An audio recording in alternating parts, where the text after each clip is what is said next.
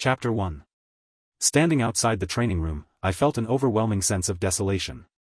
I never imagined my wife's yoga instructor would be a man. When she first brought up wanting to practice yoga, I had only voiced a token protest. After all, she wasn't the type to exercise at all. But then she added that yoga would improve our sex life, that she was doing it for me, and I had readily agreed. I had assumed it would be a female instructor. Now, staring at my wife entangled in all sorts of intimate poses with another man, I was furious. Just as I was about to barge in and put a stop to it, she slipped, falling right into his muscular arms. Then, she playfully smacked his broad chest. "You did that on purpose." The instructor grinned, clearly pleased with himself. My wife straightened up, pointing a finger at him. "Tell me, how many women have you used that trick on?" I was dumbstruck. A chill spread through my chest. She wasn't angry. Instead, her first instinct was to flirt with him. I clenched my fists tightly. The instructor pulled her into his embrace. "Anna, this is my job. I've got to make a living, don't I?" Anna pouted, pursing her lips. "Disgusting. Next time, don't even think about coming in without protection." Words couldn't describe the storm raging inside me. My gaze darted around, searching for something, anything. I really want to beat these two people up. But then a thought struck me. If I stormed in now, we'd just have a screaming match, I'd get into a brawl with that bastard, and in the end, we'd get divorced. Wouldn't that be letting them off too easily? Swallowing my fury, I pulled out my phone and called Anna. "Anna, are you almost done with your class?" "Just about." "Oh, by the way, George, my distant cousin just arrived in town. I want to take him home for dinner tonight." As Anna spoke, she shot the instructor a sly, almost mischievous smile. His expression shifted instantly, a mix of surprise and amusement flashing across his face. He pointed at himself, as if to confirm. Anna nodded without hesitation, then pressed a finger to her lips in a should gesture before continuing sweetly, "George, could you make a few extra dishes tonight? And wine." The instructor quickly mouthed the reminder. Anna picked up on it seamlessly and by 2 more bottles of good wine. I let out a cold chuckle. So these two wanted to spice things up. Bringing him to my house, deliberately provoking me? Fine. I agreed without hesitation. As soon as I left the gym, I headed straight to the supermarket to buy wine. 2 bottles of good wine. 1 bottle, I diluted with 80% water, effectively killing the alcohol content. The other, I spiked with half a bottle of medical-grade alcohol, specially prepared for her dear instructor. So, they love drinking? Let's see if they can drink themselves to death. With the wine taken care of, I picked up a few pre-made dishes. "You think I'd cook for you? Anna, you'll never get the privilege of eating my food again for the rest of your life. Let's see how you two enjoy your last supper." Around 6:30 in the evening, Anna arrived with her so-called distant cousin.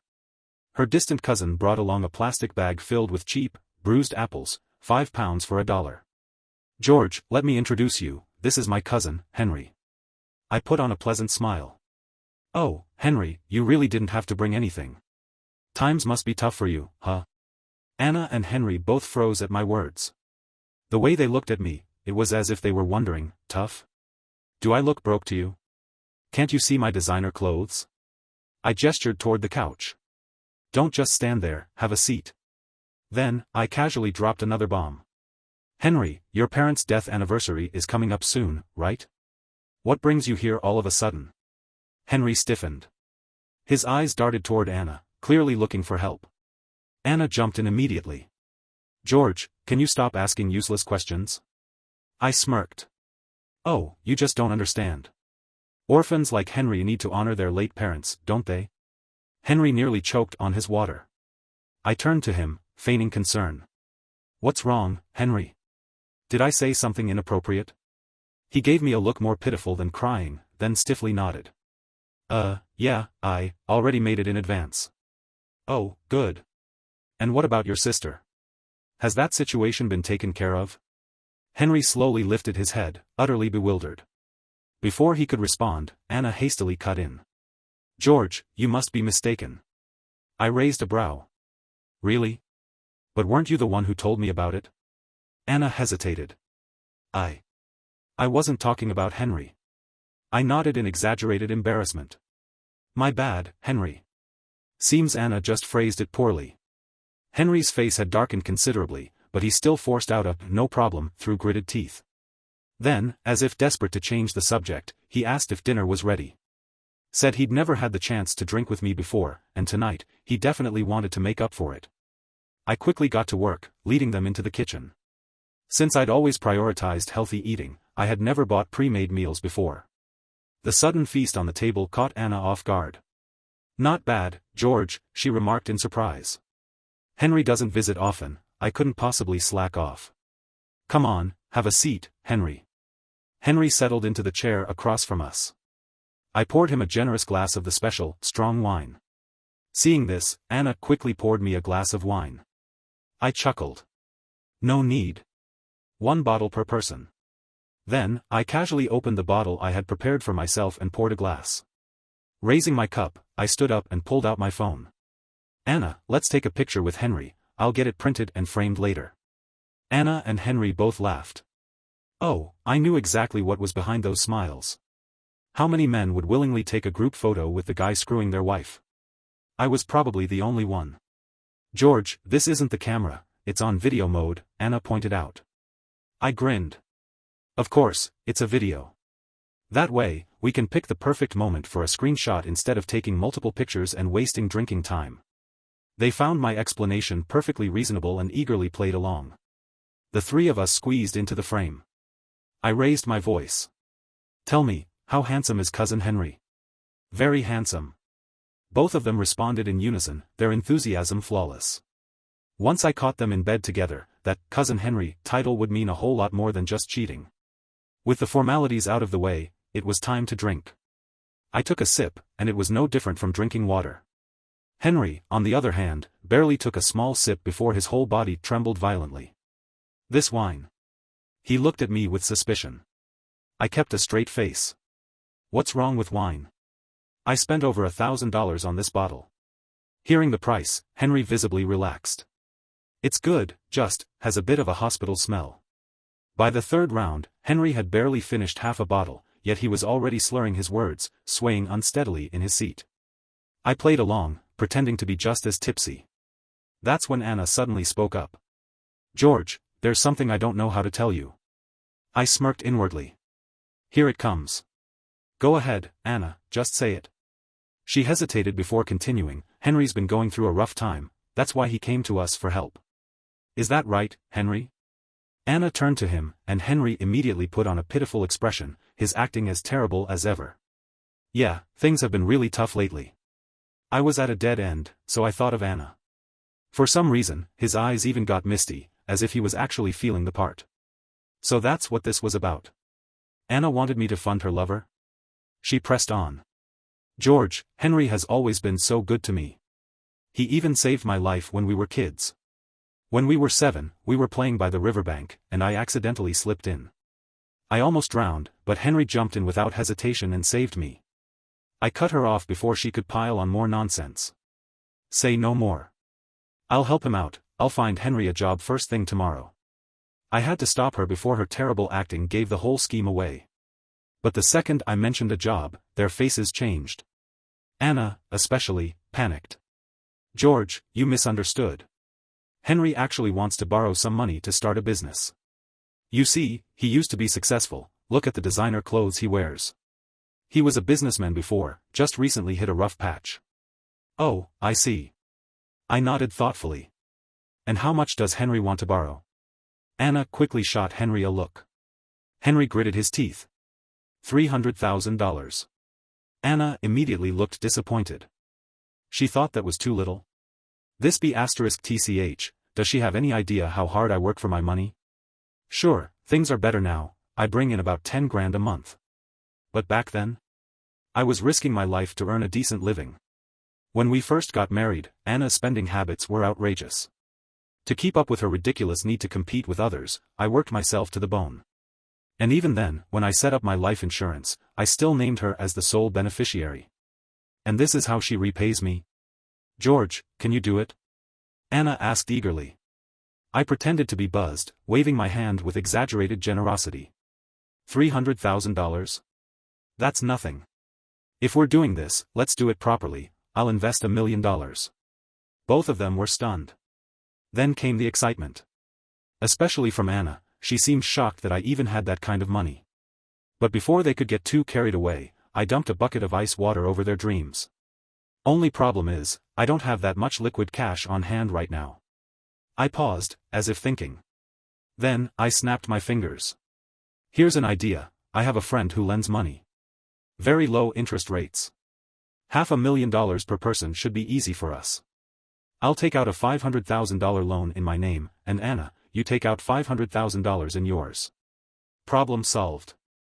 The moment I mentioned a loan, their expressions shifted. More than unhappy, they looked disappointed. Henry muttered under his breath, loans aren't exactly safe. What's unsafe about it? I laughed. This guy's like family, I grew up with him. And Henry, I'm not bragging, but even if you can't pay it back, he won't come after you. I'll personally vouch for you. Anyone who's ever dealt with loans knows the truth, if the borrower defaults, all the pressure lands on the guarantor. Henry's hesitation melted away in an instant. Anna's lips curled into a slow smile. And me? I smiled right along with them. With the important matters settled, Henry got increasingly enthusiastic about pouring me drinks. The bastard had some tolerance, he finished the entire bottle before finally collapsing. I dragged him to the guest room, letting him sleep it off. While I was cleaning up the dishes, Anna suddenly said she was feeling dizzy and wanted to rest. Of course, she was dizzy. I had slipped a few sleeping pills into her drink. Once I confirmed that both of them were out cold, I quietly took Anna's phone and started digging. And what I found? Disgusting. Their messages were so explicit it made my stomach turn. From the very first day they met, they had already hooked up, and that very night, they had gone to a hotel together. Anna sent him provocative photos all the time, seductive poses, teasing shots. Henry wasn't any better, constantly showing off his abs and thighs. But the worst part? Anna had been sending him hotel room numbers regularly. In just a single month, they had slept together at least 10 times. So her yoga practice wasn't for my benefit after all. The only person who benefited was Henry. I clenched my jaw, my fingers tightening around the phone. I took screenshots of everything, every message, every picture, every room number. Then, rage boiling over, I stormed into Anna's room and landed 5 hard slaps across her face. Anna stirred, half-conscious, her eyes barely open. What's wrong, George? Nothing. Mosquitoes. She barely processed my words before falling right back asleep. Not done yet, I went straight to Henry's room and beat the living hell out of him. But something felt off. Knocking them around while they were half unconscious? Too easy. It wasn't enough. Then, a brilliant idea struck me. I dragged Henry into our bedroom, dumping him onto our bed beside Anna. After that, I went into the living room, trashed the place, flipped over chairs, knocked things off the table, making it look like chaos had unfolded. Then, I lay down on the couch and waited. At dawn, I took a deep breath, stretched my arms. And then, with all the force I could muster, I started slapping both their faces, raining down a storm of hits. This time, they actually woke up. Anna exploded in rage, and Henry wasn't any better. The moment he processed what was happening, he sprang off the bed, ready to fight me. I pointed a finger at him, furious. I was just about to invest $1 million in you, and this is how you repay me? Henry froze, realization dawning in his eyes. Anna, too, was stunned. This wasn't a hotel. This was my house. And Henry wasn't just some random lover, he was supposed to be her cousin. Then came the most beautiful twist. To keep her hands on that $1 million investment, Anna slapped Henry across the face. Then, in a brilliant display of fake outrage, she dramatically lifted the blanket and checked herself, as if confirming something horrible had happened. Henry, how could you do this to me? Henry, catching on immediately, put on his best guilty expression. I drank too much last night. I don't even know how I ended up here. Anna, George, listen to me. I swear, I don't remember a thing. And look at my clothes. Nothing happened. I kept my expression furious, staring them down. Then, after a long pause, I let out a heavy sigh, shaking my head as if struggling to accept the situation. Yeah, we all drank too much last night. Hell, I passed out on the couch. I hesitated, then reluctantly waved my hand. Forget it. We're family. Both Anna and Henry visibly exhaled, their shoulders relaxing. After breakfast, Henry, his face swollen nearly an inch from all the slaps, quickly made his escape, slipping out of the house in shame. The moment he left, Anna leaned in close, speaking softly. "George, we really shouldn't drink like that again." I nodded. "Yeah. Next time, things might really go south." She sighed in agreement, then hesitated before bringing up the real issue. "So, about Henry's loan." I pretended to think before nodding. "A good investment is still a good investment. I see potential in Henry. If he succeeds, we'll make a nice profit too." Anna was over the moon. She couldn't even hide her excitement. She dragged me out the door immediately, off to take out the loan. Of course, I wasn't lying. I did have a childhood friend named Marcus, and he did run a loan business. Last night, I had already texted him in advance. Told him to reject my loan request, use lack of creditworthiness as an excuse. And if Anna tried to co-sign, Marcus was to make sure she signed everything herself, while my name was conveniently left off the paperwork. Loan sharks knew this game inside out. I didn't even have to explain. Marcus was confused at first, but when I told him the truth, that my wife was cheating and I was about to screw over her and her lover, he was so pissed, I thought he'd explode. "George, leave it to me," he growled. When we arrived at the loan office, Henry showed up too. The moment Anna heard that my credit didn't pass, she looked surprised. "George, you've never taken out a loan before, why is your credit bad?" I put on my best puzzled expression. Marcus jumped in smoothly.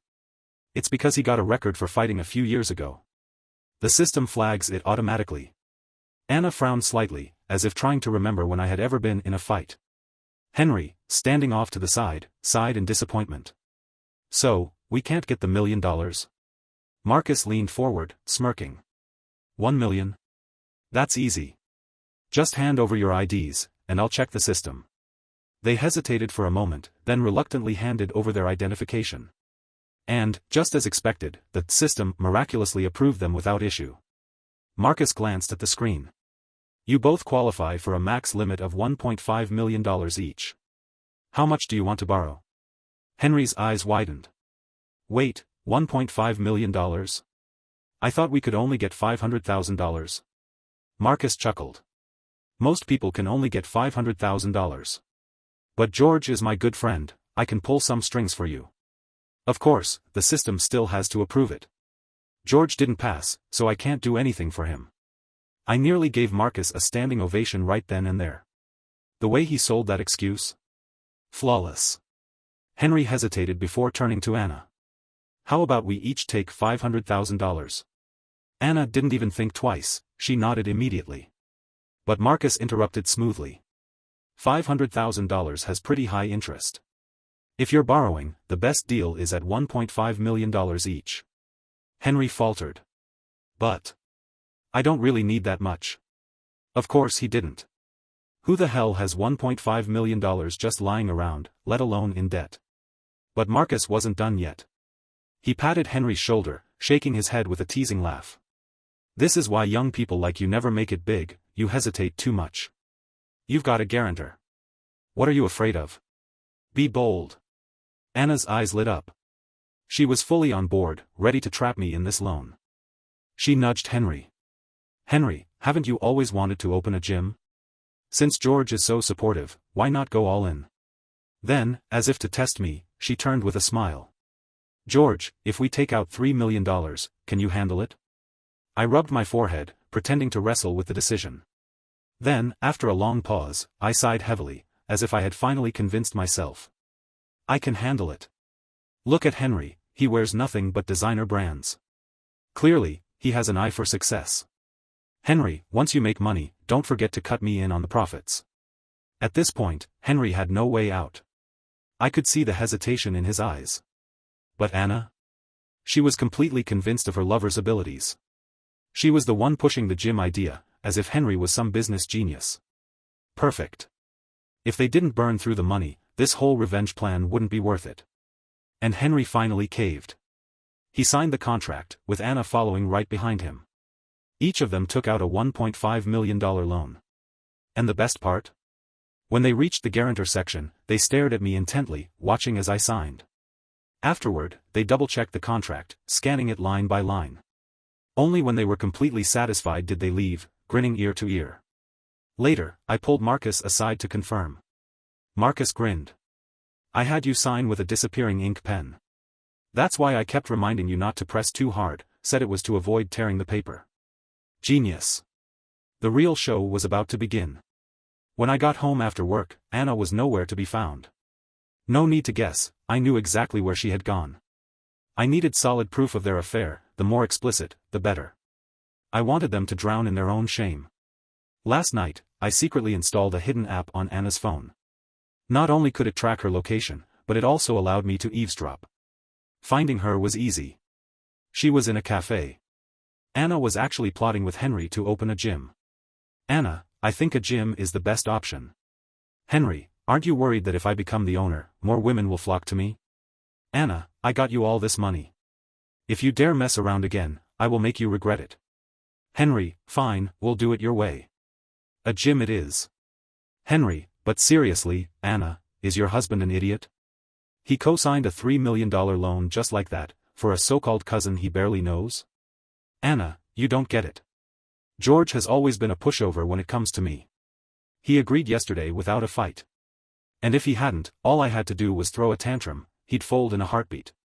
Trust me. Anna, he's not just stupid, he's pathetically self-righteous. Henry, honestly, I almost feel bad for the guy. Anna, oh, please. A guy like you, who can't keep it in his pants, suddenly has a conscience. Henry, conscience is one thing, sex is another. And tonight, Anna, I want you. Anna, you know what? This is kind of thrilling. Henry, wait, did your cousin really sleep with you? Anna, screw off. For years, I had worked my ass off to make money for Anna, and to her, I was nothing but a pathetic lapdog. This woman. But I wasn't angry anymore. Not even a little. Because I had already decided, I was going to destroy them. To me, they were no longer people. They were prey. As I mulled over my next move, I saw Anna's location marker shift. Next stop, a hotel. I had planned to catch them in the act myself, but on second thought, that wasn't the smartest move. The $3 million loan hadn't been used yet. If I confronted them now, how would I get my money back? Then, an idea struck me. There was a certain platform, deep in the dark web. A place where people made money in the most unconventional ways. Among them, some streamers specialized in one particular service, busting cheaters. They'd go to the hotel, gather the evidence, and expose everything, for those who preferred to stay in the shadows. I logged into the platform immediately. There was a streamer in my city who specialized in this kind of work, Brian. His services weren't cheap. The price? $10,000. Of course, I wasn't about to pay out of my own pocket. Instead, I called Anna. Anna, has the money come through? It just arrived this afternoon. George, your friend really works fast. You should take him out for a meal to thank him. No need to wait. I'm actually with him right now, but I haven't gotten my paycheck yet. Feeling a little short on cash, why don't you wire me $10,000 so I can treat him properly? Anna, in true nouveau riche fashion, transferred the money to my account instantly. As soon as the call ended, I listened in on her conversation with the hotel receptionist and pinpointed their exact room number. Then, I headed straight to Brian's live stream and dropped a message in the chat. Got a job for you. Interested? A pair of cousins just checked into a hotel. I have the room number. Go bust them. I knew this kind of scandal would blow up the chat. And sure enough, the moment I posted, the stream exploded with comments. Even Brian was taken aback, letting out a whistle of surprise. He quickly slid into my DMs to confirm the location. Now, all I had to do was sit back and watch. On screen, Brian grabbed his gear, left his house, and drove straight to the hotel. I kept dropping reminders in the chat. Make sure the footage is crystal clear. Brian scoffed at my doubt. Come on, man. This is what I do. Then he asked if I had any special requests. I thought for a moment. Actually, I did. Yeah, say this when you bust in. Henry, you cheating bastard. How could you do this to my sister? I'm exposing you both. Henry was a yoga instructor. Plenty of women in his life. That one line would wipe me clean of any suspicion, while pinning all the fallout on him. Brian arrived at the hotel in no time, took the elevator up, and stood outside the target room. Just as he was about to barge in, I told him to wait. They haven't started yet. From the sounds inside, they were still in the shower, water splashing noisily. Then, suddenly, something felt off. A strange noise. I gave Brian the go-ahead. Without hesitation, he grabbed the universal keycard from a passing housekeeping cart and swiped it through the lock. With one swift kick, the door flew open. What happened next was pure chaos. Henry and Anna scrambled like cornered rats, convinced they were being raided by the police. They dove under the blankets, their panicked breaths audible through the stream. Henry's voice trembled. Who the hell are you? Brian, ever the professional, grabbed a half-drunk cup of coffee from the nightstand and splashed it right in Henry's face. Then he lunged forward, yanked Henry by the collar, and growled. You bastard! How could you do this to my sister, huh? Henry flailed. Who's your sister? Just wait till I expose the both of you. Job well done. Brian had played his part to perfection, and I recorded every second of the live stream. Too easy. In the background, Anna's panicked voice rang out. Who the hell was that? Whose sister did you piss off? I have no idea. Henry stammered. I haven't been with anyone lately, except you. Anna's breathing was erratic. He recorded us. If that video goes public, we're screwed. What if George sees it? Henry groaned. I don't know, Anna. If he sees it, just divorce him. Then we can finally be together. Then, silence. Long, heavy silence. Even without seeing her, I knew exactly what was going through Anna's mind. And then, she said it. We need to move the money out of the house. If we don't, I'll lose everything in the divorce. Henry exhaled sharply. You're right. We transfer the assets now.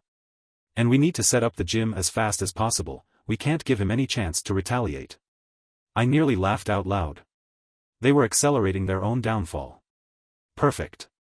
Now, all I had to do was sit back and wait for them to burn through that $3 million. For the next 2 weeks, Anna was constantly coming and going, always in a hurry. She was acting suspicious as hell, avoiding eye contact, fidgeting when I spoke to her. She had no idea that every single move she and her lover made was under my watch. They had rented a massive luxury apartment in the city center, pouring money into renovations and equipment like there was no tomorrow. And then, those two idiots made a miscalculation. They burned through the entire $3 million, only to realize they'd come up short. A significant portion of the space was still empty.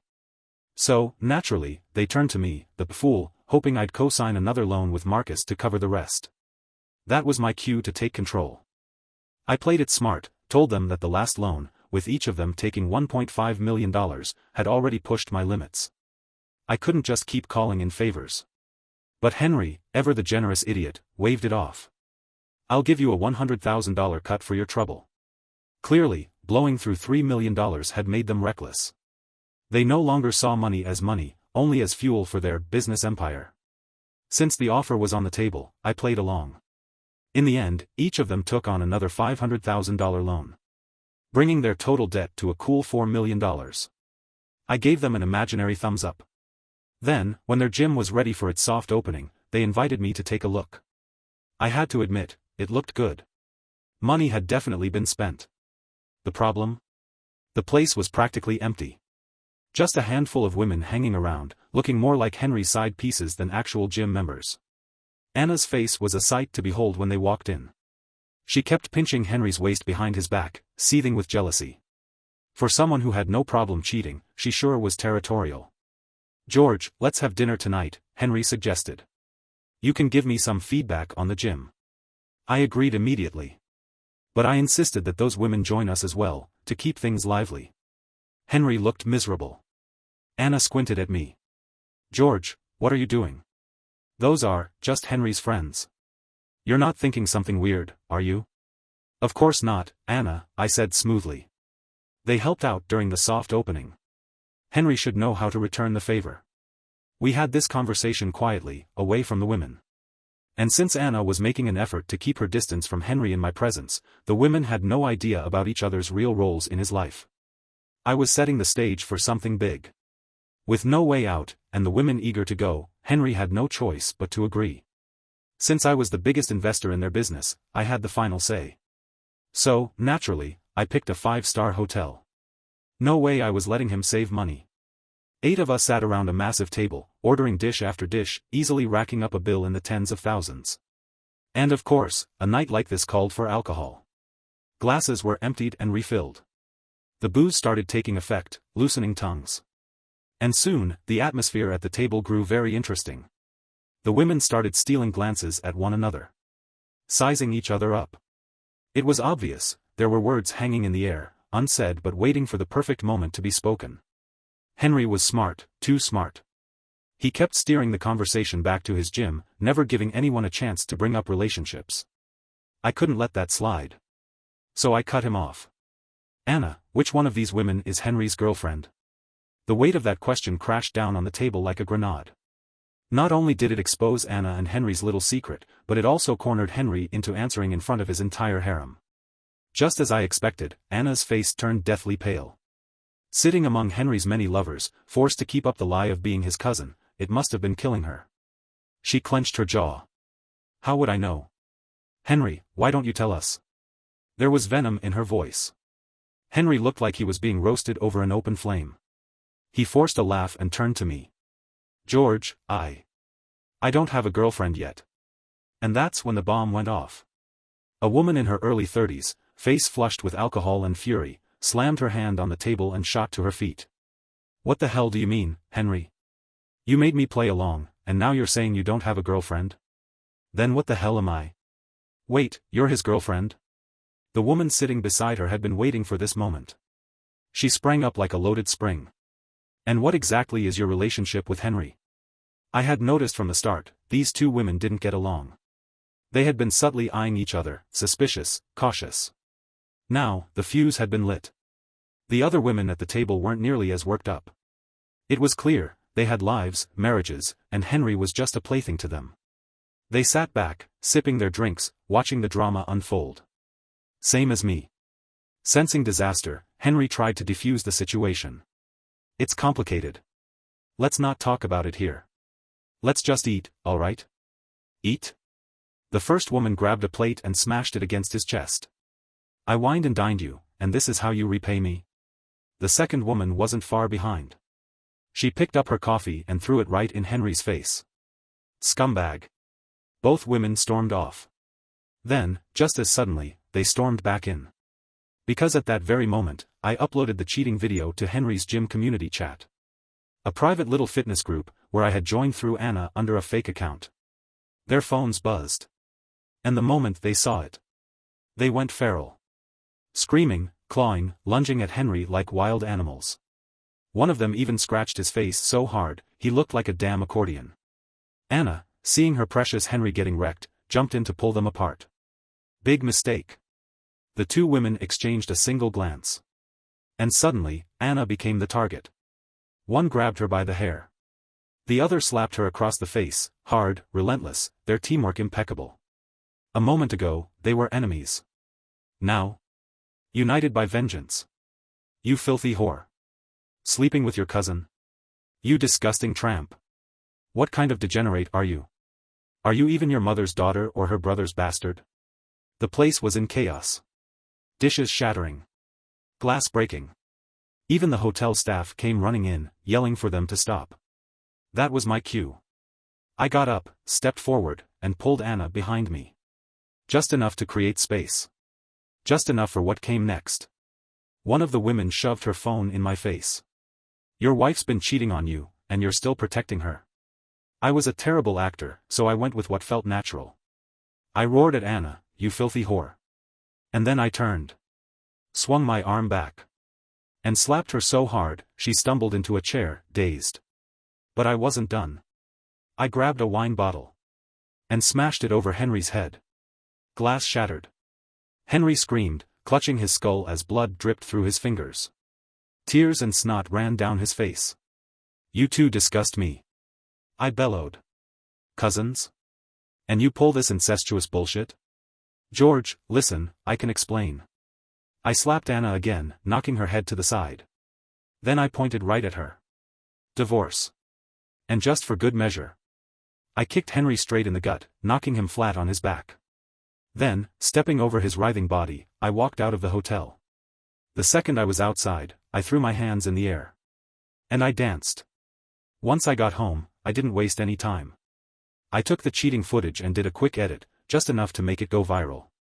Then, I uploaded it online under title: Shocking. Cousins caught having an affair, busted in bed. The video was barely up before it started spreading like wildfire.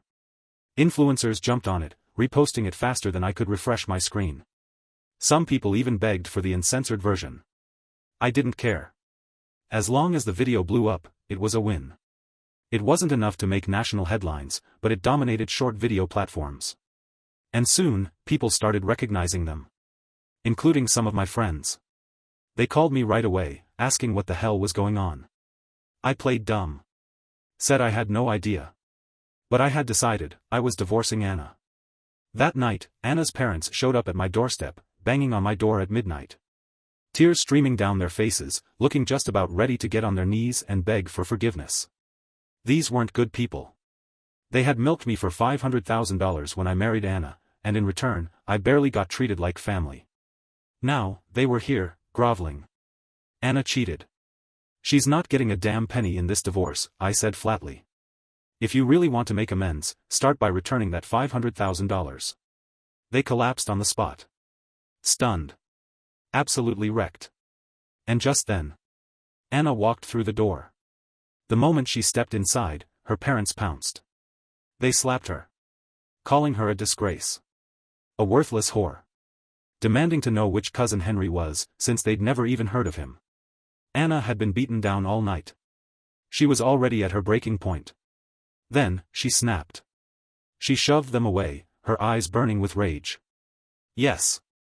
I love cheating. I love Henry. He's not my cousin, he's my damn lover. Are you happy now? Her father clutched his chest, shaking his head. A disgrace, an absolute disgrace. But Anna didn't even flinch. She turned to me, her expression cold and lifeless. I lied to you. Let's get divorced. Obviously.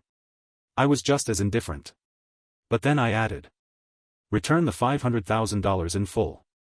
Anna let out a bitter laugh. I don't have money right now. When I do, I'll pay you back. Just sign the damn papers. She had come prepared. She already had the divorce papers drawn up. I skimmed through them. She wasn't getting a dime. And the $500,000 was to be repaid at a later date. No problem. I signed. Then, without looking back, Anna left, alone. Didn't even take her parents with her. And I wasn't about to play babysitter. I kicked them out too. But Anna and Henry? They were idiots. They actually went ahead with their gym's grand opening right when their scandal was at its peak. The internet ate them alive. Within hours, people dug up their gym's location and started a mass boycott. Completely unsalvageable. The gym shut down before it even had a chance to operate. Their reputation was so trash that the landlord would rather pay a $50,000 penalty than continue renting to them. Anna and Henry actually got on their knees, begging him to reconsider. But the landlord didn't even flinch. Just like that, their gym, which had just been built for less than a month and a half, went bankrupt. Nobody even wanted to buy their used gym equipment, people found it disgusting. And now? They weren't just drowning in $4 million in debt. Because they still owed me $500,000. Before the repayment deadline, Anna never once reached out to me. Only after she defaulted and Marcus personally warned her did she frantically call me. George. Did you mess with the contract? Nope. What contract are you talking about? Drop the act. The loan contract. You were the guarantor, so why the hell is your name missing from it now? I smirked. Anna, don't slander me. When did I ever agree to be a guarantor? Silence. Then, her breath hitched. You played me? You knew this all along? Everything, you set me up from the start. I have no idea what you're talking about. Goodbye, Anna. I hung up. Cold. Unapologetic. Then, I immediately sold my house and moved. I wasn't about to let that crazy woman latch on to me. One bite from her, and who knows how much trouble I'd be in. But that $500,000? Oh, I wasn't letting that go. I took her straight to court. Since we had been married for years, the court ruled in my favor, $350,000 in compensation. Not the full amount, but still better than nothing. The problem? Anna couldn't pay. She was already drowning in millions of debt. And I? Well, I'm a generous man. I hate seeing people suffer. So, out of the kindness of my heart, I bought out her parents' house, for exactly $350,000. With nowhere else to go, Anna dumped them into a cheap retirement home. But that wasn't even the worst part. That monstrous, ever-growing pit of interest upon interest, the kind that, without power or money, you could never crawl out of. When I first heard what happened, I was stunned. Anna was found dead in the street, just 2 weeks later. The police investigated her connections and quickly locked in on the most obvious suspect, Henry. He was arrested. As her ex-husband, I was brought in for questioning. That's how I found myself face to face with Henry, sitting across from him in a cold, grey-walled holding cell. He looked defeated. Like a man who had lost everything, because he had. Then, he spoke. He told me that the pressure, the suffocating weight of debt, the ruin of his so-called empire, had made him lose the will to live. But before he went down, he wanted to take someone with him. And Anna? She was the perfect choice. I listened, absorbing every detail. Then, slowly, a grin spread across my face. Damn, Henry. I let out a low chuckle, shaking my head in admiration. And then, I gave him a slow, approving nod. Well done. A man should take revenge. Just like me. Chapter 2. When I grabbed a bathrobe for my girlfriend, I noticed several fresh whip marks across her back. There were also 2 distinct red handprints on her waist. The silence in my head was deafening. We hadn't been intimate for a month. So who did this to her? The whip marks weren't too deep, but against her fair skin, they stood out starkly. I recognized them immediately, faint and dark, unevenly scattered across her back. A small whip must have left those traces. She had been away on a business trip for a month while I stayed home alone. And now, the moment she returned, I was faced with this. How could I not overthink it? The sound of water trickled from the bathroom as I stood frozen at the doorway, my mind replaying the image of those red handprints on her waist. I couldn't hold back. Babe, what happened to your back? An allergic reaction? She paused, just for a split second. Oh, that? My friend's nails scratched me when we were at the hot springs. Anna worked as an account executive at an advertising firm, while I was a gaming streamer. For the past 6 months, she'd been working late more often, traveling for business trips that lasted weeks at a time. She even complained about her overwhelming workload. But now, things were starting to look different. I wanted to confront her, to demand answers, but I forced myself to stay calm. Judging by how naturally she brushed it off, this probably wasn't the first time. The priority now was to find proof. While she showered, I grabbed her phone and checked her messages. I'd never asked to go through her phone before, so she never bothered to set up extra security. The password hadn't changed, I unlocked it easily. Apart from her company's group chat, which was still buzzing with work-related messages, there was nothing unusual. Had I jumped to conclusions? Then I remembered, her backup phone. I found it, but I didn't know the password. I tried several common ones, my heart pounding with frustration. Then, a notification popped up on the lock screen. Did you like it? Let's try this next time. Your boyfriend's probably never used one on you, has he? A deafening buzz filled my head. My vision blurred. I didn't need to open the message to know what kind of filthy image it contained.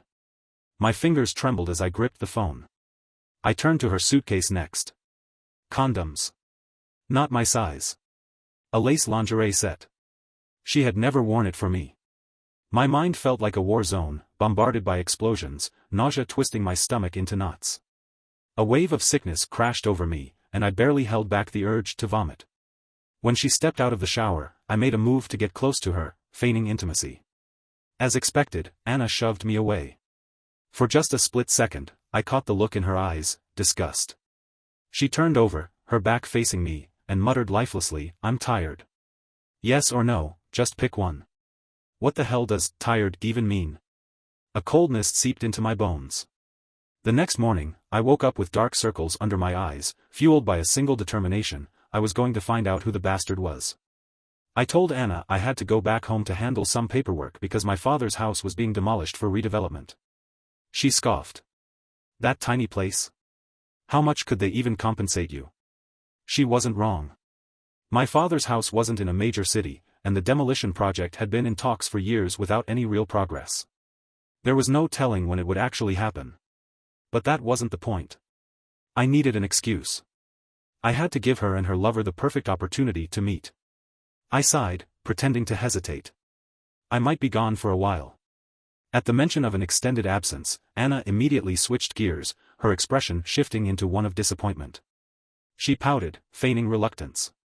"I'll miss you, just take care of everything and come back soon." Once, that look would have made my heart ache. I would have done anything to comfort her. But now, I knew the truth, she was probably praying I'd drop dead out there. I booked a round-trip ticket, then made a temporary farewell announcement to my followers on my streaming platform. If I was going to put on an act, I had to go all in. Then, instead of leaving town, I checked into a nearby hotel and pulled up the security feed from the cameras in our apartment.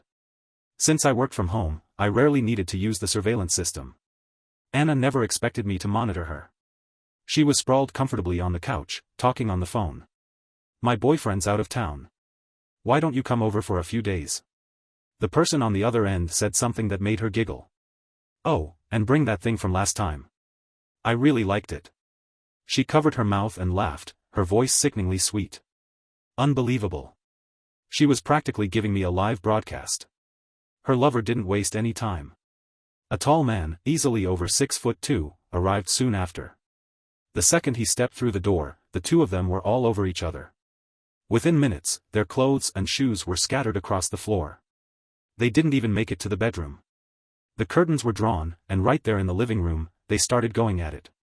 Any lingering doubts I had evaporated. The last shred of hope, gone. My blood boiled with rage. Every fiber of my being screamed for me to storm in and strangle the both of them. But I forced myself to stay calm, my fingers steady as I recorded the surveillance footage. On screen, the man chuckled. "You think your boyfriend would be mad if he found out?" Anna clicked her tongue, her face twisting with disdain.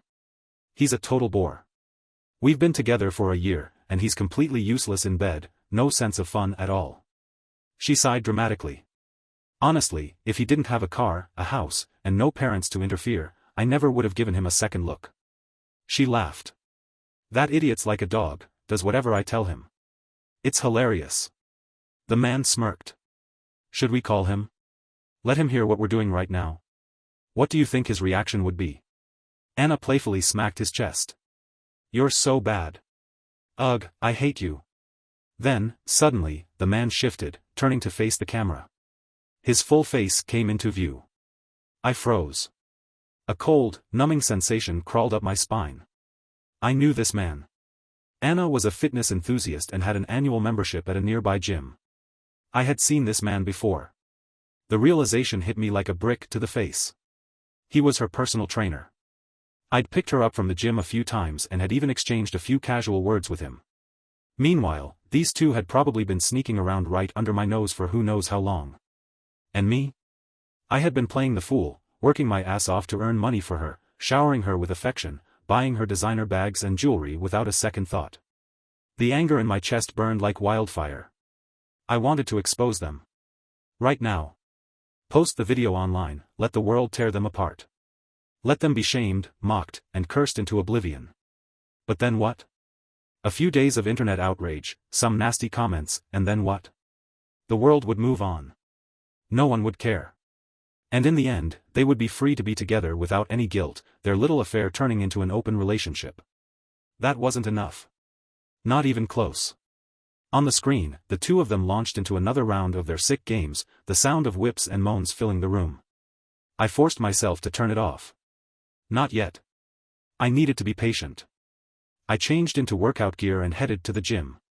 Henry was at my house, I wasn't worried about running into him. The first step was blending in.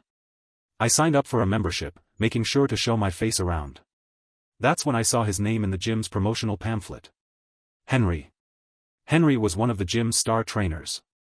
His clients were mostly rich women and gorgeous influencers. With his chiseled physique and smooth charisma, he was a favorite among them. I asked about him casually and found out he was currently on vacation. A guy like him? There was no way Anna was his only client, no way she was the only woman he was screwing. I called Marcus. "I need a list of Henry's clients." Marcus didn't even hesitate. Give me a few days. Meanwhile, Henry spent his vacation holed up in my house with Anna. They were like mindless animals, eating, sleeping, and screwing in a never-ending cycle, as if they'd been starved for intimacy for years. One night, when I checked the surveillance feed, I saw something that nearly made me snap. The two of them were right in front of the camera, putting on a show, kissing passionately as if daring me to watch. I grabbed my phone and called Anna. "Babe, I'm back." Silence. Then, panic. What? Already? Where are you? Her voice was frantic, and on the screen, Henry froze like a deer in headlights before leaping off the bed, scrambling to pull his pants on. I watched them, these two pathetic, cheating rats, flail around, tripping over each other, desperately searching for their clothes. I leaned back, my grip tightening around my phone, my lips curling into a cold, satisfied smile. Let the fun begin. The place was a complete mess, unfinished takeout containers, scattered personal items, and the lingering stench of indulgence. Henry cursed under his breath, clearly annoyed. Anna was fuming too, her voice sharp with irritation. That idiot. He always loves pulling surprises, showing up unannounced, she snapped. Henry wrapped an arm around her waist, smirking. Your boyfriend's really clingy, huh? Want me to hide in the closet next time? Maybe that'll make things even more exciting. Anna let out a laugh, covering her mouth. You're terrible. But it doesn't matter, she added, her tone smug. Once his relocation compensation comes through, I'll trick him out of the money and dump him. He's made quite a bit from streaming over the years, he might have close to $2 million. She sounded proud of herself, like she was reporting an achievement. Henry's eyes lit up with excitement. Seriously? That much money? Of course. And once I get it, I'll be with you, she declared. Sitting in front of my computer, watching this unfold, I was seething. Fine. If that's how she wants to play it, then she shouldn't blame me for what comes next. When I got home, I forced myself to ignore the lingering stench in the room. Anna was curled up on the couch, her face dark with frustration as she mindlessly flipped through TV channels. She was still sulking, no doubt angry at me for ruining her little rendezvous. I swallowed my rage and delivered the carefully crafted lie I had prepared. Baby, I've got great news, the relocation compensation is $2 million. Anna's eyes widened instantly, her jaw nearly hitting the floor. How much? $2 million? Yeah. Can you believe they're offering that much for such a remote place? She was suspicious, but I smoothly deflected her doubts. You've stuck with me for so many years. You deserve something for all your hard work. Once the money comes in, I'll transfer it to your account for safekeeping. Oh, this is not good. She feigned hesitation, but there was no real rejection in her voice. This is how it should be. A wife should handle the finances, I insisted. And once we're married, I'll give you my salary too. Anna's hesitation melted away in an instant. She clung to my arm, her eyes gleaming with anticipation. You work way too hard at your job. I was thinking, why don't I use the money to open a beauty salon for you? Isn't that what you've always wanted? I'll take care of making money, you just relax and enjoy life. No matter what happens, I'll be there to handle it, I added, laying it on thick. Anna was so overwhelmed with joy that she practically threw herself onto me, stretching her neck to kiss me. I turned my head away at the last second. I haven't showered. I'm all sweaty, I muttered. She didn't seem to notice my unusual reaction, too busy rushing off to make a phone call. Baby, she cooed a few moments later, sidling up to me, would you come with me to visit my parents in a few days?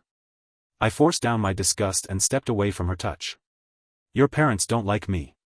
They'll just get mad if they see me, won't they? As if I didn't know the real reason. She wanted to flaunt her success in front of them. She clung to my arm, shaking it lightly. Oh, come on. They just had some misunderstandings before.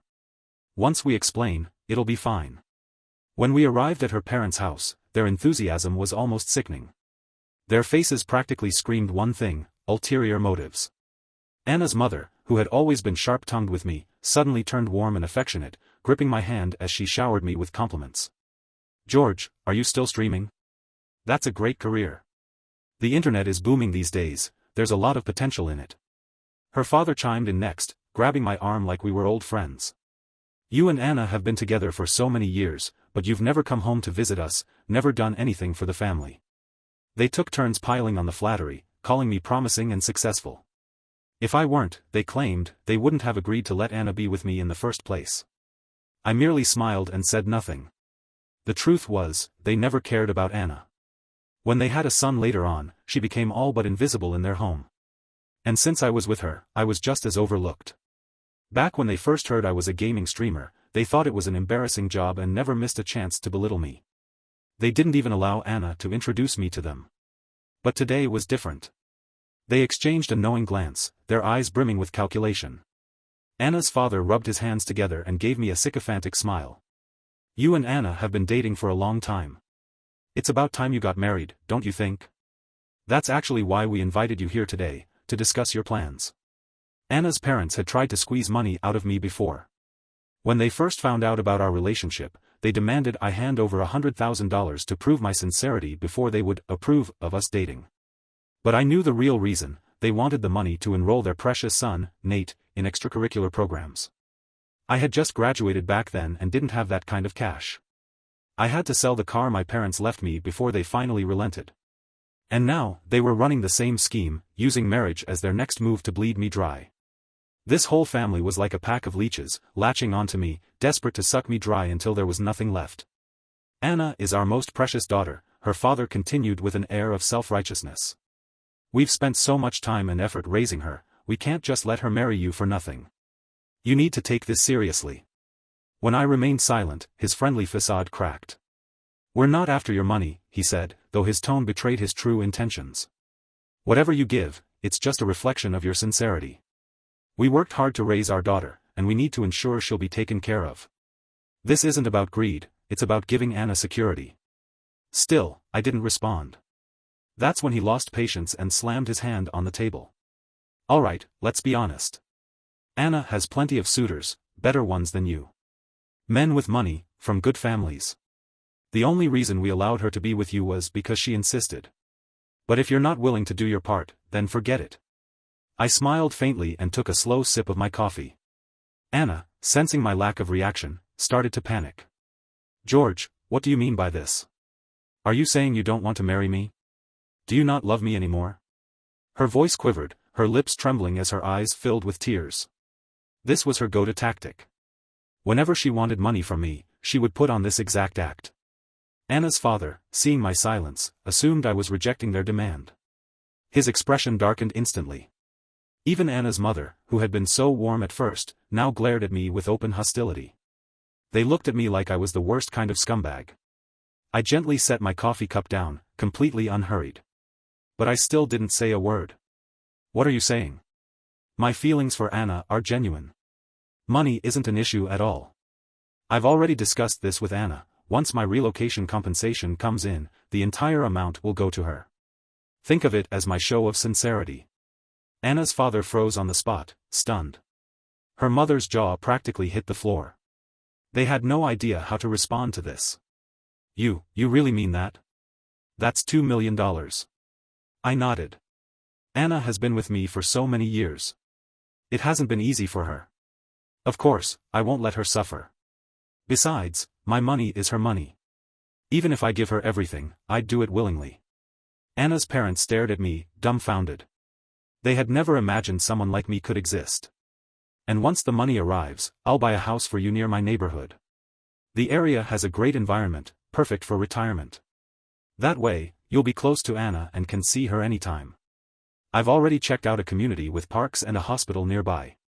If you ever feel unwell, you can get medical care easily. And when you have grandchildren, you can take them for walks in the park. As for Anna, I'm planning to open a beauty salon for her. She'll be her own boss. If she runs it well, she could make at least a few $100,000 a year. You won't have to worry about your retirement anymore. And Nate? He won't need to worry about a job, a car, or a house. I'll take care of everything for him. In short, you can just sit back and enjoy life. With every word, I painted them a picture of an idyllic retirement, a future where they lived in comfort and luxury, never having to worry about money again. Anna's father was so thrilled he rubbed his hands together excitedly, pacing the room like he could barely contain himself. He looked like he was one step away from jumping up and cheering. I knew we weren't wrong about you. You're a capable young man. Anna will be in good hands with you. Their faces, once clouded with suspicion and greed, were now beaming with joy. They were elated, practically glowing with satisfaction as they pulled me in, insisting I stay for dinner. I stole a glance at Anna. For the first time, she was able to hold her head high in front of her parents, basking in the recognition she had always craved. She looked triumphant, like a rooster that had just won a fight, standing tall and proud. And yet, she seemed to have forgotten exactly who had given her the confidence to act this way. If you want to destroy someone, first make them arrogant. Perhaps it was the idea of soon being rich, but Anna's spending habits spiraled out of control. Packages began flooding in, designer clothes, handbags, jewelry, luxury items stacked into a miniature mountain in our home. Within weeks, she had burned through the entirety of her savings from years of working. Even her credit cards were maxed out with a shocking amount of debt. When she finally saw the massive bill, even she was stunned. In just half a month, she had spent over $100,000. Panic-stricken, she didn't know what to do. I, on the other hand, calmly handed her my credit card. Don't worry. Use mine. Once the demolition compensation is in place, we will have enough money. Anna hadn't expected me to be this generous.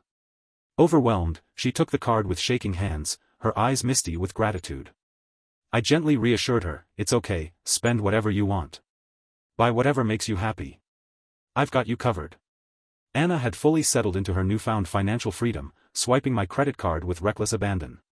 Watching the constant stream of transaction alerts flood my phone, I couldn't help but grin. I followed her to the mall, and there, among the glittering displays, I spotted a familiar face, Henry. Anna strutted through the high-end boutiques, spending my money like water. Diamonds, designer suits, luxury watches, leather shoes, she bought it all. And half of it went straight to Henry. She knew exactly whose card she was using. She knew I might not be able to pay it off. But she didn't care. And I? I was thrilled. The more she spent, the better. Buy more. Take the whole damn mall home if you want. Because in the end, she would be the one paying for it. Henry frowned as he watched her, clearly uneasy. Aren't you afraid your boyfriend will dump you and demand you pay him back? Anna scoffed, rolling her eyes. He's a fool. The second he hears I need money, he rushes to hand it over. And besides, he's giving me his entire relocation compensation too. This little shopping spree is nothing in comparison. She grew more arrogant with every word, but Henry wasn't convinced. His brows furrowed deeper. You're just his girlfriend. If you break up, you will have to pay him back. Even if he gifted you the money, he could still take you to court and reclaim it. Anna's smirk faltered for a second. Henry leaned in, voice dropping to a conspiratorial whisper. Why not take out a loan in his name while you still can? Something big enough that he won't be able to pay off. Anna hesitated. Wouldn't he have to sign for that himself? Henry chuckled knowingly. I have ways. You just need to get him to sign. Meanwhile, I casually lifted my phone and sent Anna a message. Babe, there's a slight delay with the relocation payment. I need to go back and handle some paperwork. It'll take a few days. She responded almost immediately, saying she would miss me, her words laced with an odd undertone. Suppressing my disgust, I played along, reassuring her that I'd be back soon. Then, I packed my bags and checked into a hotel. Emergency risk management. I needed to disappear, just for a little while. Because when I returned, it would be time for the final showdown between me and these two cheating parasites. Anna wasted no time. The moment I was gone, she moved Henry into my house. I thought, after my last unexpected visit, they'd at least be a little more discreet. But no. Their audacity knew no bounds. Henry's gym was right next to my apartment complex, so I set up camp nearby, lying in wait. The clock ticked down. The time I had promised Anna I'd be home was fast approaching. A sliver of doubt crept into my mind. Had I miscalculated? If I was wrong, it meant I'd have to rework my entire plan. Luckily, I didn't have to wait long. A few days later, I spotted Henry swaggering into a hotel with a curvy, drop-dead gorgeous woman draped over his arm. She was the kind of woman who turned heads, flawless figure, oozing seduction with every movement. I knew it. There was no way a guy like Henry would stay loyal to just one woman. Quietly, I snapped a few pictures, clear shots of them holding hands, stepping into the hotel together, along with their room number. Then, I created a brand new anonymous account. Using that account, I sent a friend request to Anna with a simple note. Control your man. It didn't take long. Anna accepted the request and shot back a, "Who are you?" I smirked and typed. "That's none of your business. Your boyfriend is messing with my girlfriend. If I catch him again, I'll make sure he never walks straight again." And with that, I sent her the photos.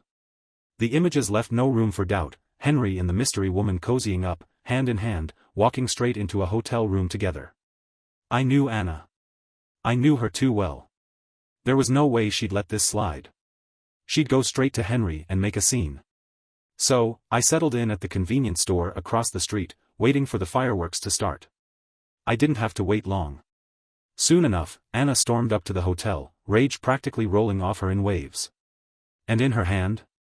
A knife. Typical Anna, no strategy, no subtlety. She found their room and started pounding on the door, screaming. Other hotel guests began peeking out of their rooms, whispering to each other, curiosity gleaming in their eyes. Even the hotel staff hesitated at the sight of the knife in her grip, unsure whether to step in. Anna didn't care.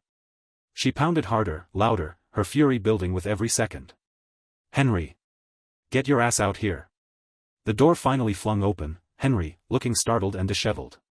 Before he could react, Anna lunged. Knife in hand, she swung straight for his face. Henry barely managed to grab her wrist in time, twisting it and yanking the knife away. But Anna wasn't done. Even unarmed, she went feral, kicking, punching, clawing. She shoved past Henry, her eyes locking onto the half-dressed woman inside. "You slut! You dare seduce my boyfriend? I'll kill you!" And just like that, the real show began. Anna slammed the woman to the ground and, without hesitation, started raining slaps across her face. A string of brutal slaps landed, leaving angry red welts in their wake. The woman shrieked, hands flying up to protect herself, scrambling away like a frightened stray dog. Henry finally snapped out of his daze and rushed forward to separate them.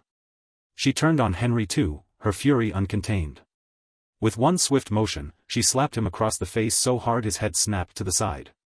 "I did so much for you, and this is how you repay me," she screamed. "Are you even man?" The gathered crowd finally understood the situation, this wasn't just a random fight. The guy had cheated, and his girlfriend had caught him red-handed. Even Henry, thick-skinned as he was, felt the humiliation. His face darkened. With a snarl, he lashed out, kicking Anna in the stomach. "Are you insane?" he roared. Anna doubled over, gasping in pain, but Henry wasn't finished. He grabbed a fistful of her hair and started dragging her across the floor. The woman, still recovering from the initial assault, suddenly realized what had happened. Her confusion melted into rage. "Who the hell are you calling a whore?" she snapped. With a fierce expression, she launched herself at Anna, pummeling her with fists and kicks. And unlike Anna, this woman knew how to fight. Her toned muscles and sharp movements made it clear, she was no stranger to physical confrontations. She had been blindsided at first, but now she was pissed. Every hit landed with full force, her slaps and punches unforgiving. Anna wailed, sobbing and screaming, her cries echoing through the entire floor. The hotel hallway descended into chaos. Screams. Shouts. The sharp sound of flesh meeting flesh. By now, hotel guests were peeking from their rooms, whispering in hushed tones. But no one dared step in. Fortunately, a staff member had the sense to call security. Within minutes, hotel security arrived, forcing their way between the three of them, yanking them apart. And just like that, the brawl was over. It didn't take long before Henry stormed in, his face twisted with fury. Before Anna could even get a word out, he slapped her across the face, hard. "You stupid bitch. This is all your fault. Look at me now, are you happy?" Anna tumbled to the floor, blood dripping from her nose, her entire body trembling. She was so stunned she could barely form a sentence. I didn't do anything. If you hadn't been messing around, this wouldn't have happened," she stammered. Henry curled his lips into a mocking smirk, but his voice was ice cold. "You really think you mean anything to me?" His tone dripped with disdain. "We're both adults. Don't be stupid." Then, his smirk disappeared. "My clients dropped me. I lost my job. All because of you and your dumbass stunt." Anna's eyes widened in horror. She had never thought her actions would have such serious consequences. She had been acting out of rage, never stopping to consider the aftermath. Henry grabbed a fistful of her hair, yanking her head back as he leaned in, his voice low and threatening. How do you plan to compensate me for my losses? Anna trembled, her voice barely above a whisper. I'll give you all my money. Just please, don't be mad. Henry let out a sharp, humorless laugh. How much money do you even have? He sneered. Don't think I don't know that all your money belongs to your idiot boyfriend. No. That's not true. Anna panicked, desperate to salvage the situation. Once I marry him and get the relocation compensation, I'll have money. I'll give it all to you. Henry reached into his bag and pulled out a stack of documents, tossing them into her lap. Before the wedding, make that idiot sign this loan contract. Once we get the money, we're out of here. Anna hesitated, her fingers tightening around the papers. But, what if he refuses to sign? Henry's expression darkened. Then you're dead. Anna's whole body went rigid. She hesitated for a long moment, her mind in turmoil. But in the end, she picked up her phone and dialed my number. George, she cooed, her voice dripping with sweetness. I found the perfect house for us. But it's selling fast, so I was thinking, maybe we could take out a loan for the down payment first? We can pay it off as soon as the relocation money comes in. What do you think? I didn't hesitate for a second. Of course, babe. Whatever you decide for our home is fine with me. She paused, as if to make sure. You trust me that much? Unconditionally. I let out a soft chuckle. I trust you with everything. I'll sign as soon as I get back. The moment we hung up, Henry burst into laughter, nearly gasping for breath. Holy shit, he actually fell for it. Dumbass deserves to be scammed. I watched them, taking in every detail of their ugly, twisted expressions. But in the end, the real question was, who was really getting played here? Because now, I could finally put the last phase of my plan into motion. Over the years, I had built a decent following as a gaming streamer. My audience wasn't massive, but it was loyal, enough to recognize my name and trust my words. So, one evening, I casually dropped a message in my fan group. Hey guys, I'm planning to propose to my girlfriend. Any suggestions? It was like throwing a match into gasoline. The group, which had been quiet for a while, erupted. Wait, what? You have a girlfriend? No wonder you've been MIA. You were planning a proposal this whole time? After the initial shock, the congratulations started pouring in. Then, one after another, they jumped in to help. Everyone wanted a say, what venue to pick, which ring to buy, what kind of setup would be the most romantic. They were hyped, running around like a team planning a mission. I kept up my act, thanking them for their enthusiasm. I appreciate it, but I want to do something a little different. I'm out of town right now, so I'm thinking of surprising her when I get back. Then, someone suggested. You should live stream it. That was it. The spark I had been waiting for. The moment the idea was thrown out, the group exploded with excitement. Yes. Let us witness this moment. Come on, don't be stingy. Give us this exclusive behind-the-scenes look. I let out a small smirk. The one leading the charge? An anonymous account I had created myself. Feigning hesitation, I typed. I don't know, she might get mad if I do that. The anonymous account immediately fanned the flames. Come on.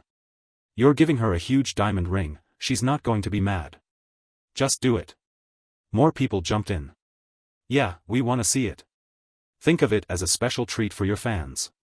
Seeing the overwhelming demand, I reluctantly agreed. Alright, fine. I'll do it.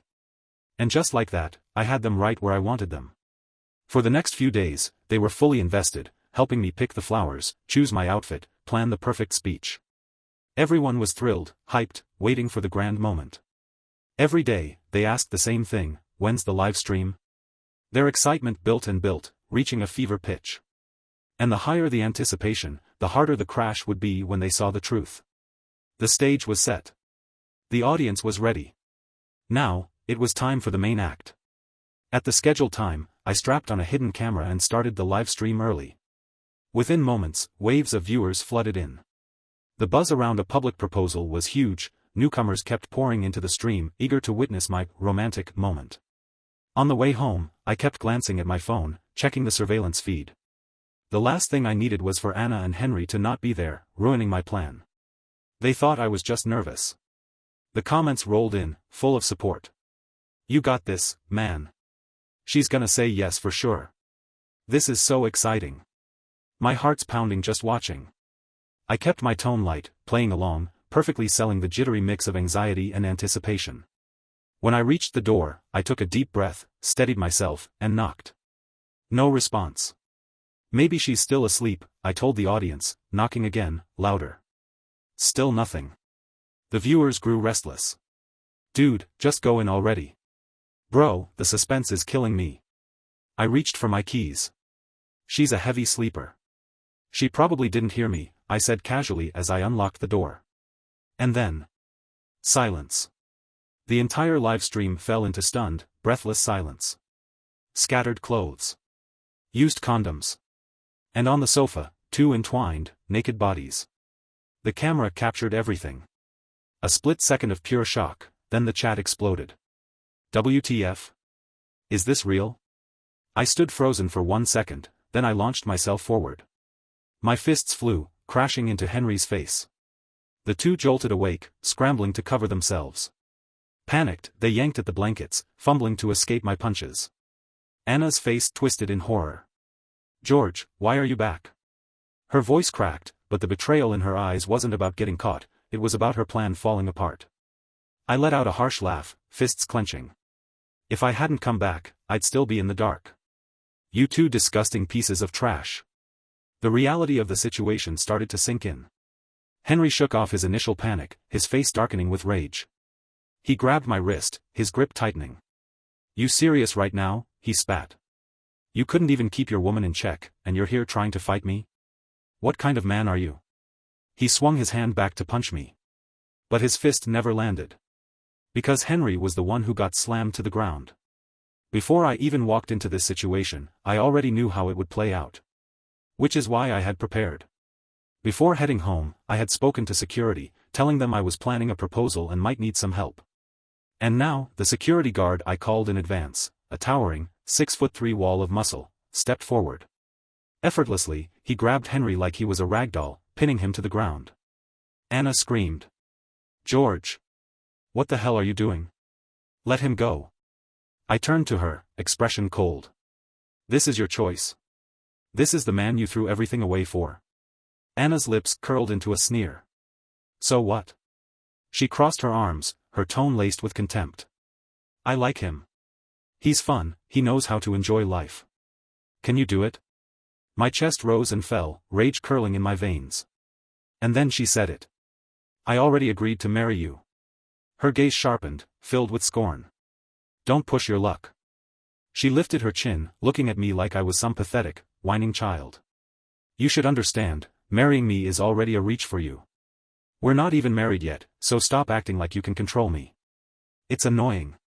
The words slammed into me. The moment Anna reached out to pull Henry away, the security guard effortlessly stopped her with just one finger. He looked at me and smirked. What kind of taste do you have? He mused. You had it too easy in life and decided to go looking for trouble? Meanwhile, the live stream chat was on fire. This woman is unbelievable. She cheated and still has the audacity to act like she's in the right? Disgusting. If she looked down on him so much, why even date him?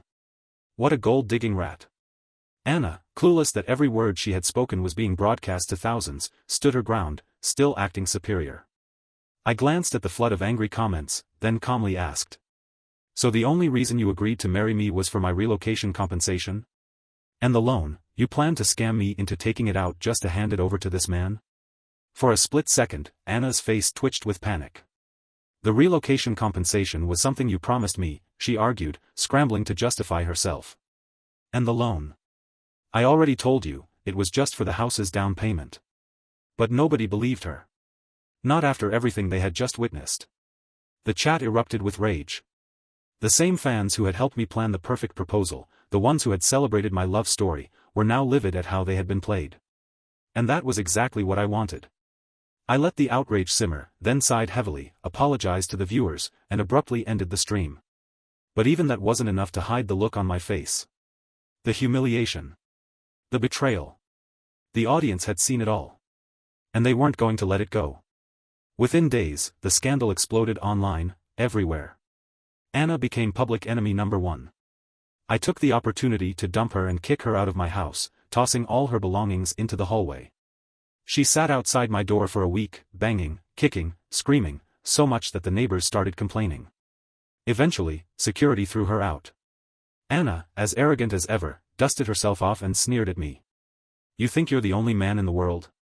I'll be just fine without you." I chuckled, unbothered. "Then I wish you all the happiness in the world." Her lips curled into a smirk.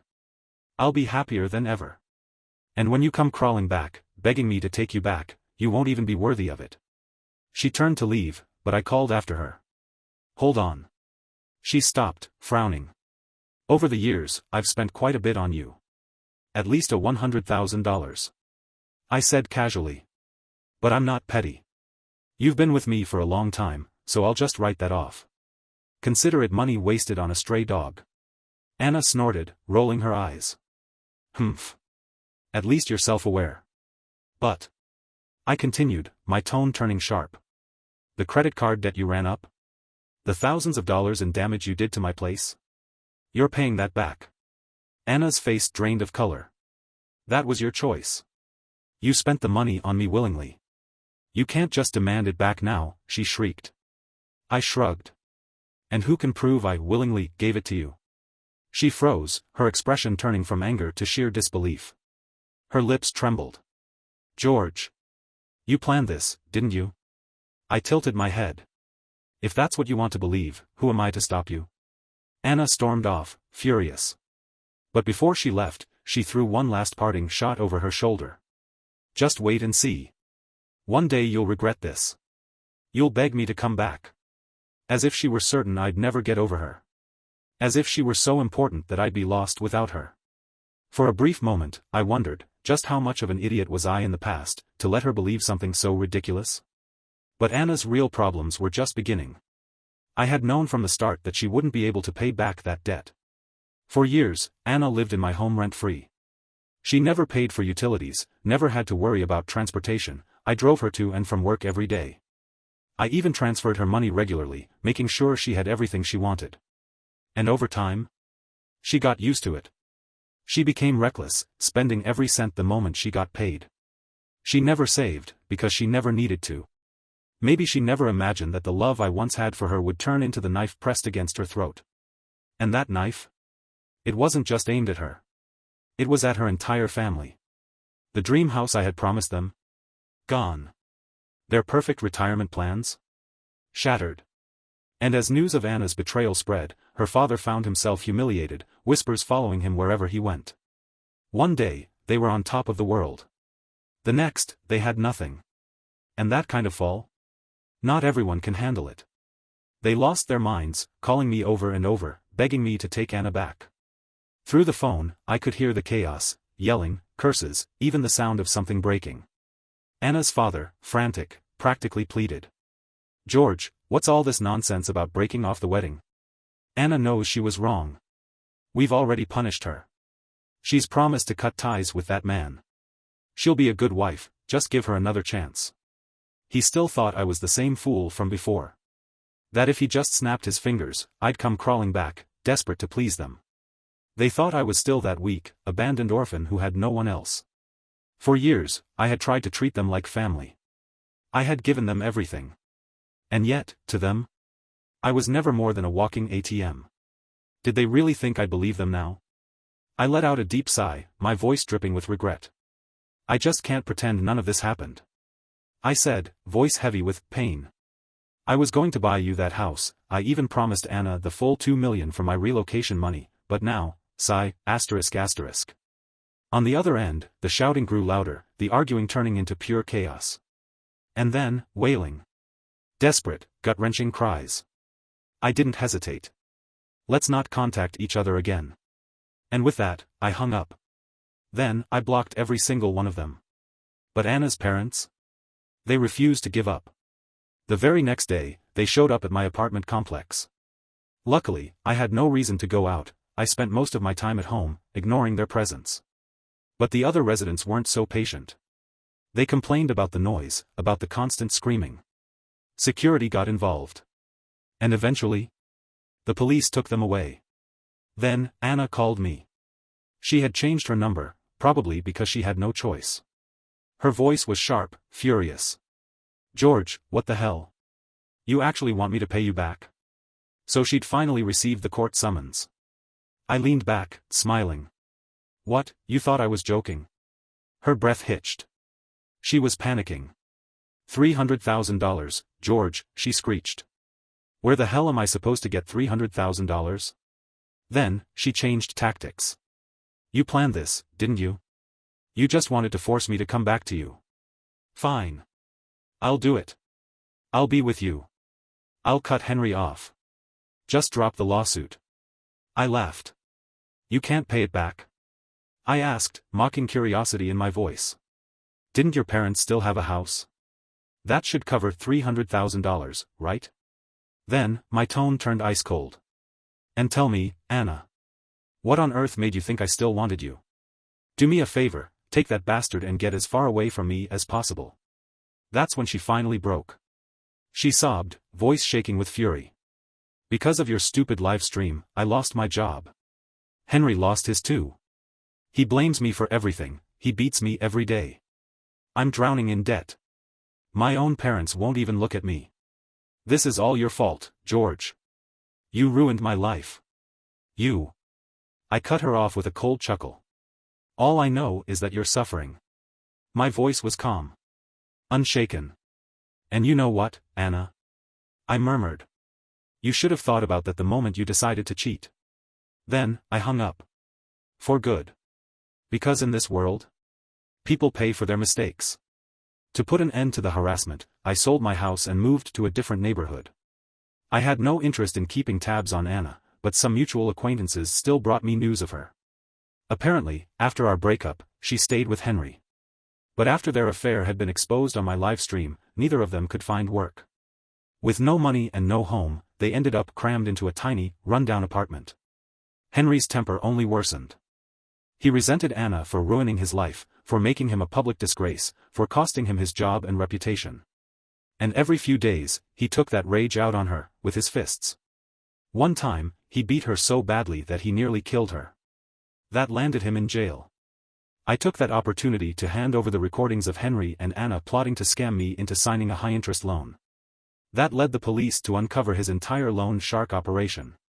This time, he wasn't just in jail, he was going away for good. As for Anna, she didn't fare any better. One of Henry's vicious beatings ruptured her bladder. She needed surgery. But she couldn't afford it. Her parents refused to help her. She missed the optimal treatment window. Now, for the rest of her life, she'll have to wear a urine bag. And she still owes me $300,000. But as long as she's alive, she's going to pay back every last cent. Over time, the drama faded. I continued streaming, turning it into a stable career. The relocation deal finally went through, though the location wasn't great. I only got $200,000. But I was more than satisfied. The exposure from my live stream skyrocketed my popularity, bringing in a huge wave of new followers. I seized the opportunity and made a substantial amount of money from the surge in viewers. Occasionally, I still received harassing texts from Anna's parents. I'd glance at them, chuckle, and delete them. Some things don't need revenge. Because in the end, karma always delivers.